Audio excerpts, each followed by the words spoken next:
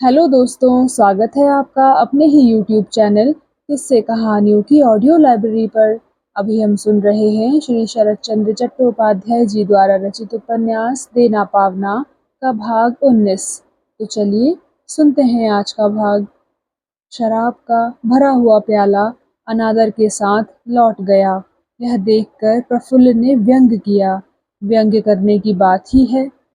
Liver की भयंकर वेदना और चिकित्सक के जोर देकर मना करने से जीवानंद के जीवन में यह अभिनय पहले भी हो चुका है, किंतु अपनी इच्छा से स्वस्थ शरीर से मदिरा के बदले चाय पीकर घर के बाहर निकलना पहली घटना थी। सारा संसार जीवानंद को किरकिरा लगा और शांति कुंज के घनी छाया से घिरे मार्ग के बीच उसने जिधर देखा उसी तरफ से एक अस्फुट दर्द भरा स्वर आकर जैसे उसके कानों में बजने लगा। उसे यह पता न था कि उसके परंपरागत जीवन के नीचे उसी का और भी एक सच्चा जीवन बचा हुआ है। फाटक पार कर जब वह मैदान के रास्ते में निकल कर आया, उस समय संध्या का धूसर आकाश धीरे धीरे रात में बदल रहा था। एक ओर सूखी नदी की बालुकामय सूखी रेती टेढ़ी मेढ़ी होकर दूर अदृश्य हो गई। रात में कोई पथिक नहीं है। खेतों में मैदान में किसान अब नहीं दिखाई पड़ते। चरवाहे बालक दिन भर गायें चराकर घर को लौट गए हैं। संध्या के आकाश के नीचे निर्जन पृथ्वी की यह मूर्ति आज उसे अत्यंत करुण और अद्भुत जान पड़ी। इसी राह में ऐसी ही निर्जन संध्या में वह और भी कई बार आया गया है, किंतु इतने दिनों तक पृथ्वी माता ने जैसे यह अपनी शांत दुख की छवि मतवाले शराबी की लाल आंखों से भयभीत होकर संकोच के साथ छिपा रखी थी। उस पार के धूल से जले हुए मैदान के ऊपर से गर्म वायु आकर बीच बीच में उसके शरीर को छू जाती थी। कुछ भी नया नहीं है। उसी ओर देखकर अकस्मात रुंधे गले की रुलाई से जैसे उसका हृदय भर उठा। वह मन ही मन कहने लगा, माता पृथ्वी, अपने दुख से तपे हुए गर्म निश्वास को तुम किस लज्जा से अब तक दबाए हुए थी। मुझे नीच पाखंडी समझकर जानने नहीं दिया। संसार में अपना कहने को मेरा कोई नहीं है। अपने को छोड़कर और किसी के सुख या दुख में मैंने भाग नहीं लिया। यह भी क्या माँ मेरा दोष है? आज हूँ, कल यदि ना रहूँ तो दुनिया में किसी का भी हानि लाभ नहीं है। यह बात क्या तुमने कभी सोची है माँ? यह बात उसने किसके आगे कही, माँ कहकर उसने किस खास व्यक्ति को पुकारा, जान पड़ता है वह स्वयं ही ठीक तरह से यह नहीं समझ पाया। फिर भी पहाड़ से खिसककर गिरे हुए पत्थर के टुकड़े जैसे झरने की राह पकड़कर अपने वेग से आप ही लुढ़कते चलते हैं, उसी प्रकार उसकी उमड़ी हुई दुख की अनुभूति आंखों के जल की राह पकड़कर शब्दों की माला गूंथ-गूंथ कर निरंतर बह निकली। मैदान के पानी के निकास के लिए किसानों ने एक बार इसी रास्ते से नाला काट दिया था।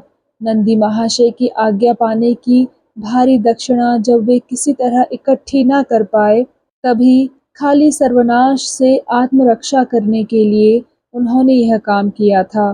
किंतु गरीबों के विरोध की सूचना जब एक कौड़ी नंदी ने हुजूर को बतलाई, तब उन्होंने यह काम तुरंत बंद कर दिया था।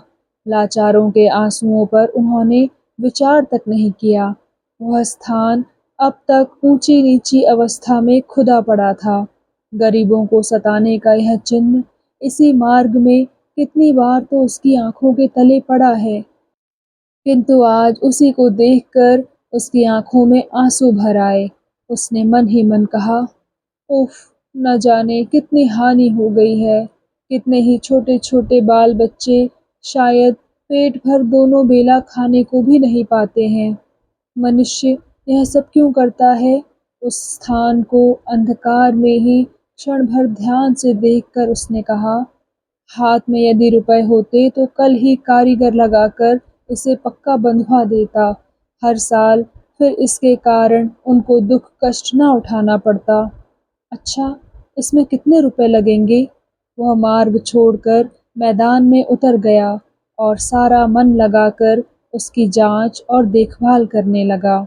इस संबंध में उसकी कोई धारणा ही नहीं थी। कितनी ईंटें, कितना चूना बालू, कितनी लकड़ी और क्या-क्या चाहिए, यह कुछ भी वह नहीं जानता था। किंतु वह चीज़ जैसे उस पर सवार हो गई।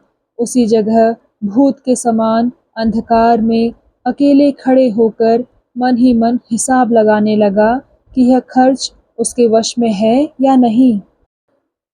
रास्ते के उस छोर से कोई एक जीव दौड़ गया, शायद कुत्ता या कोई सियार होगा, लेकिन उससे उसे होश आ गया। दूसरे के लिए दुख का अनुभव करना उसकी आदत के विरुद्ध है। होश आने के साथ ही साथ एक घड़ी में ही उसे ध्यान आया कि यह भी खूब तमाशा रहा और उसे बड़ी हंसी आई। उसने केवल इतना कहा कि वाह, मैं खूब हूँ। कोई यदि देखे तो अपने मन में क्या सोचे। जीवानंद आज शराब न पीकर ही घर से निकला था। अपनी आज की इस मानसिक दुर्बलता का कारण उसने उसे ही समझा। और भी एक चीज़ का आज उसे अपने संबंध में पहले पहल संदेह हुआ। उसके स्वभाव का स्वरूप बदल गया है।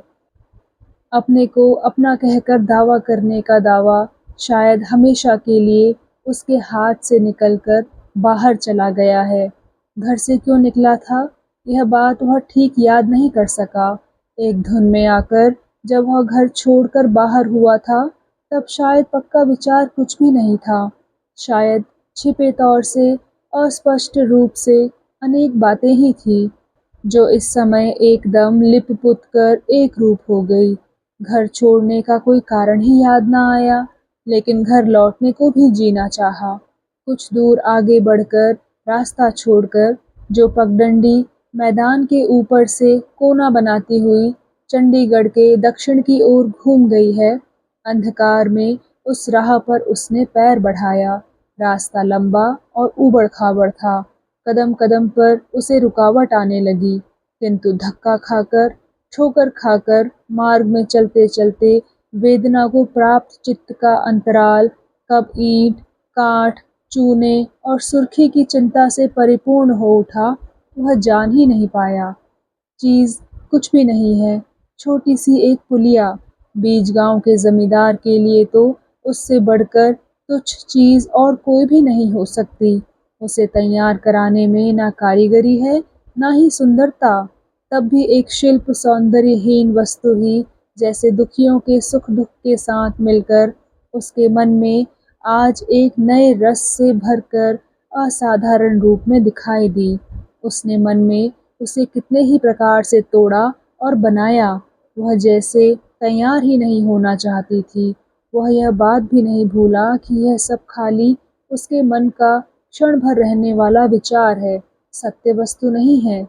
कल दिन के समय इसका चिन्ह मात्र नहीं रहेगा। उत्सव के बीच गोपन शोक की तरह वह कहीं पर जैसे गड़ती ही रही, लेकिन रात भर के लिए इस लड़कपन को वह किसी प्रकार भी छोड़ नहीं सका। विचारों को धक्का देकर कल्पना के बाद कल्पना को वह बराबर जोड़ता चलने लगा। सहसा काले आकाश में चंडी मंदिर का शिखर दिखाई दिया। छोटा दरवाजा उस समय भी खुला पाकर उसने चुपचाप उसके भीतर प्रवेश किया। देवी की आरती समाप्त हुए देर हुई। मंदिर का दरवाजा बंद है। सारे आंगन में घोर अंधकार है। केवल नाट मंदिर में एक किनारे टिमटिमाता हुआ एक दीपक जल रहा है। जीवानंद ने पास जाकर देखा, 4-5 आदमी मच्छरों के भय से चादर ओढ़े सो रहे हैं। केवल एक आदमी खंबे की आड़ में चुपचाप बैठा माला जप रहा है।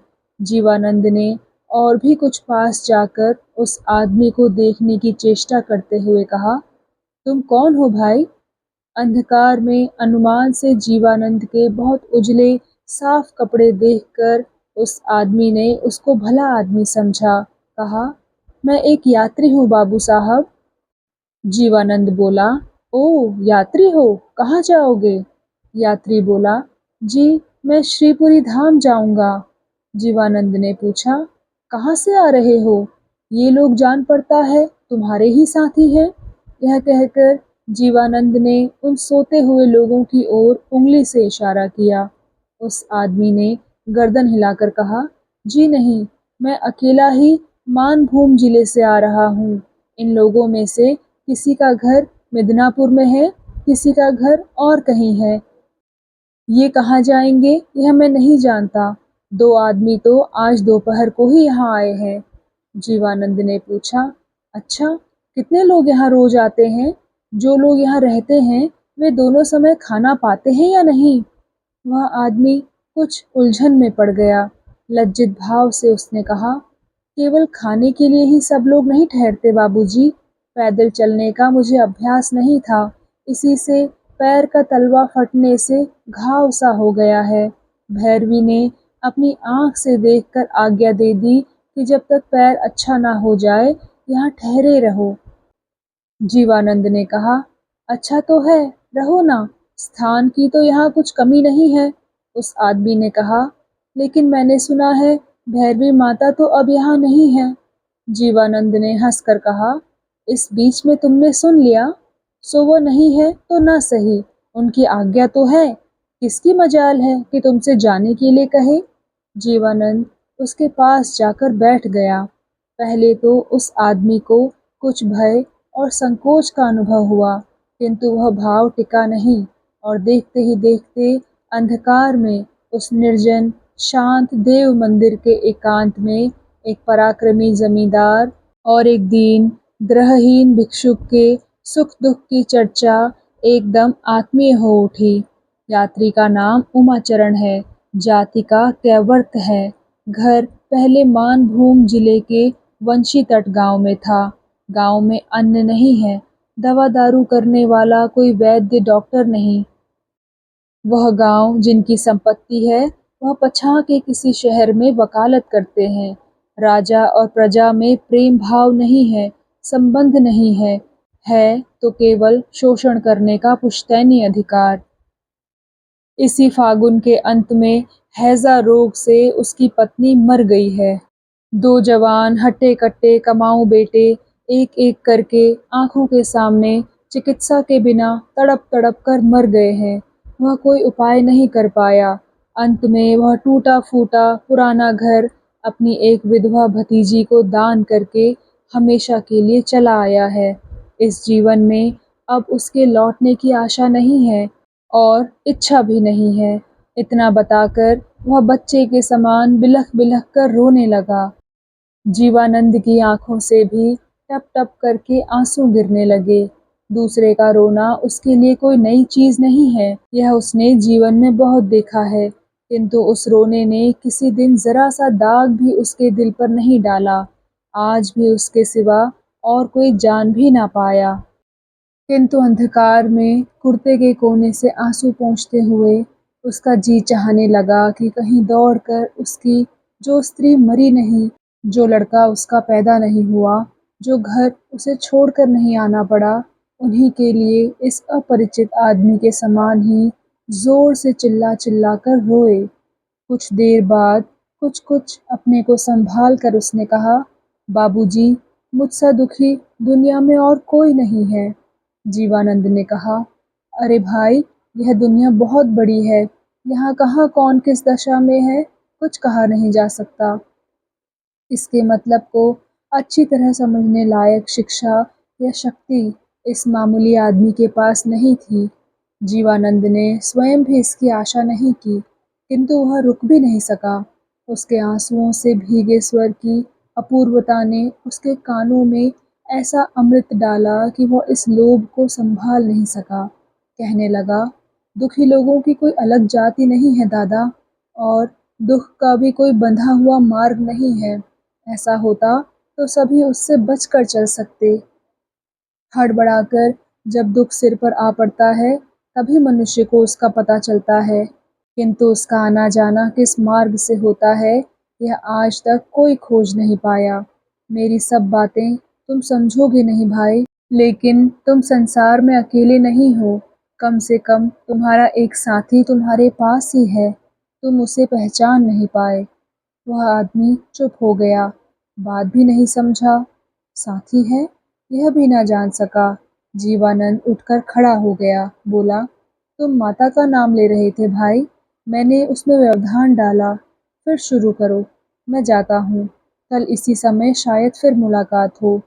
उस आदमी ने कहा, अब तो भेंट ना होगी बाबू, मैं यहाँ 5 दिन से हूँ, कल सवेरे ही जाना पड़ेगा। जीवानंद बोला, जाना पड़ेगा, लेकिन अभी जो तुमने कहा था कि तुम्हारा पैर अच्छा नहीं हुआ, तुम पैदल नहीं चल पाते। उस आदमी ने कहा, माता का मंदिर अब राजा बाबू का है, हुजूर की आज्ञा है कि 3 दिन से अधिक अब कोई रहने नहीं पाएगा। जीवानंद ने हंसकर कहा, भैरवी अभी गई नहीं, इस बीच में हुजूर की आज्ञा लागू हो गई। माँ चंडी का भाग्य अच्छा है। उसे अचानक एक बात याद आ गई। उसने उत्सुक होकर पूछा, अच्छा, अतिथियों की सेवा कैसे हुई? आज क्या खाया भाई? उसने कहा, जिसको आए 3 दिन नहीं हुए हैं, उन्होंने माता का प्रसाद पाया। जीवानंद ने पूछा, और तुमने? तुम्हारे 3 दिन से अधिक हो गए। आदमी सीधा और भला था, सहसा किसी की निंदा करना उसका स्वभाव नहीं। बोला, ठाकुर दादा क्या करें, राजा बाबू की आज्ञा नहीं है ना। जीवानंद बोला, ऐसा ही होगा। यह कहकर एक निश्वास छोड़कर जीवानंद चुप हो गया। खूब संभव है बिना बुलाए आए यात्रियों के संबंध में पहले से ही ऐसा एक नियम था, लेकिन षोडशी उसे मान कर चल नहीं पाती थी। इस समय तारादास और एक कौड़ी नंदी दोनों मिलकर जमींदार के नाम से वह व्यवस्था अक्षरशः लागू करने का प्रयत्न करते हैं। यही अगर हो तो अभियोग करने का, दोष देने का बहुत अधिक कारण नहीं है, किंतु जीवानंद के मन ने इसे किसी प्रकार स्वीकार करना नहीं चाहा। भीतर से वह बार बार कहने लगा कि ऐसा हो ही नहीं सकता, ऐसा हो नहीं सकता। भूखे को भोजन देने के लिए भी विधि व्यवस्था क्या? यह जो भूख से पीड़ित अतिथि यहाँ निराहार बैठा हुआ है, उसकी भूख को ये किस नियम से बांध रखेंगे? उसने कहा, अरे भाई, कल मैं फिर आऊँगा, लेकिन चुपके चुपके जा ना सकोगे, यह मैं कह ही देता हूँ। वह व्यक्ति बोला, लेकिन ठाकुर बाबा यदि कुछ कहें तो? जीवानंद ने कहा, कहें तो कह लेने देना, इतना दुख तो सह लिया, ब्राह्मण की दो एक बातें ना सह सकोगे?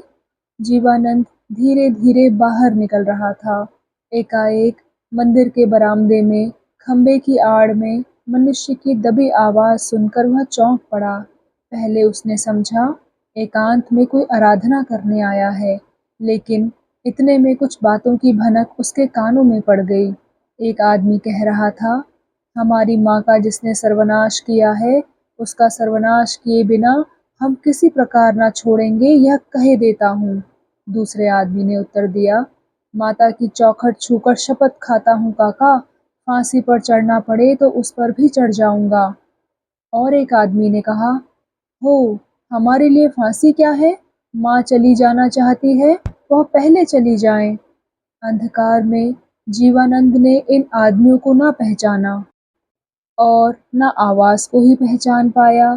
फिर भी उसे मालूम पड़ा जैसे एक आदमी का स्वर उसने कहीं सुना है, एकदम अपरिचित नहीं है वह।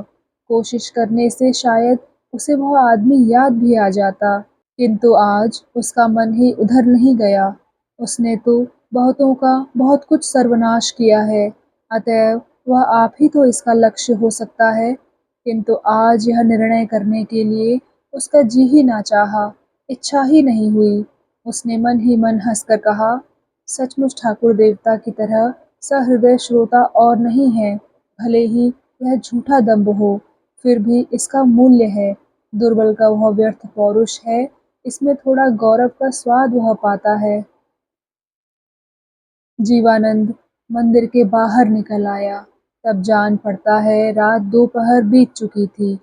निर्मल काला आकाश ठसाठस तारों से भरा था। उन तारों के प्रकाश ने अंधेरे मार्ग की मिट्टी का धूसर वर्ण बना दिया था।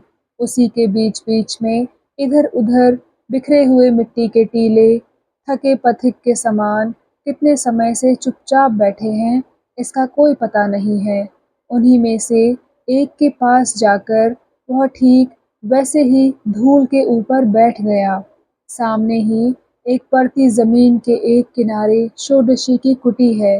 वृक्षों की आड़ में से साफ दिखाई न देने पर भी उसे जान पड़ा जैसे बहुत से आदमी कतार बांधकर उससे बाहर निकले और कुछ ही दूर पर से जब वे चले गए तब उनकी बातचीत से इतना जान लिया कि षोडशी की बैलगाड़ी आ गई और कल बहुत सवेरे ही वह चंडीगढ़ छोड़कर चली जाएगी।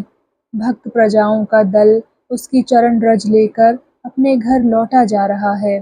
षोडशी को रोकने का कोई भी मार्ग नहीं है। मना करने से वह सुनेगी नहीं। इन कई दिनों में इतना जीवानंद ने उसे जान लिया है, किंतु उसका मन वेदना से भर उठा।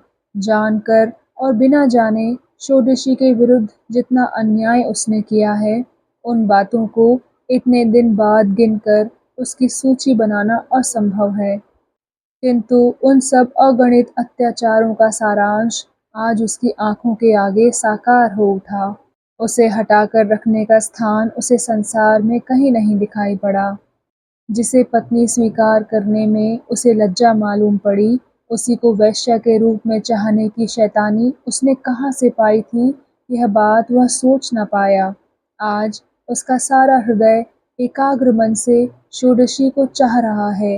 यह उसके अधिकार का दावा है और चिरकाल तक उसी की उपेक्षा करके, अपमान करके, झूठ के ऊपर झूठ जमा करके उसने अपने और उसके बीच में जो दीवार खड़ी कर ली है, आज उसे लांघने का अब कोई मार्ग भी नहीं है।